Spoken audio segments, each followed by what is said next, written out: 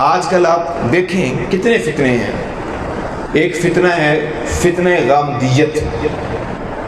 جن لوگوں کا جن دوستوں کا سوشل میڈیا سے تعلق ہے نا، وہ یوٹیوب دیکھتے ہیں، فیس بک دیکھتے ہیں، واٹس ایپ استعمال کرتے ہیں، شاید وہ جانتے ہوں گے کہ غامدی کون شخص ہے اور اس کے کیا نظریات ہیں. میرے بھائیوں، میں آپ کو اس کے نظریات بتلاؤں تو آپ حیران ہو جائیں گے.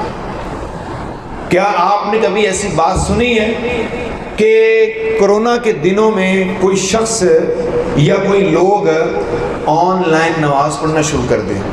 آن لائن کیا مطلب کہ کسی بڑی علاقے کسی بڑی مسجد میں، مثال کے طور پہ ہمارے یہاں کھڑے والا میں مرکزی مسجد محمدی مسجد ہے، اس علاقے کی مرکزی مسجد میں امام صاحب جماعت کروائیں اور آن لائن نیٹ کے اوپر وہاں اس بستی کے سارے لوگ اس امام کے پیچھے اپنے بڑے گھروں میں نماز پڑھنا شروع کر دیں.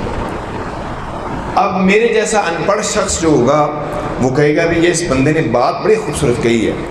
یار آج کل تو نا بڑی صورتحال خراب ہے، کرونا بڑا ہے، مساجد میں بھی لوگوں کو جانے سے منع کیا جا رہا ہے، تو بہتر یہ ہے اس بندے کی اس رائے پہ عمل کیا جائے.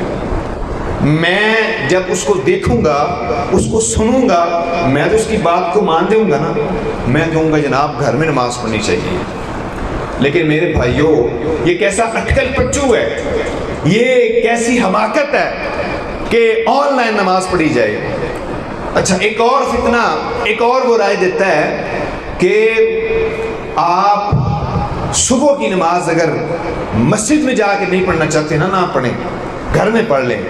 وجہ کیا ہے؟ آپ کوئی بہانہ لگا دیں اور یہ آیت پیش کر دیں کہ دیکھو جی اللہ تعالیٰ کسی پہ بوجھ اس کی طاقت سے زیادہ نہیں ڈالتا، میری طاقت نہیں ہے مسجد میں آنے کی تو میں گھر میں پڑھنا چاہتا ہوں. میرے بھائیوں، یہ بات ایک سمجھدار اور آپ جیسے ذی شعور لوگوں کے ماننے میں آتی ہے.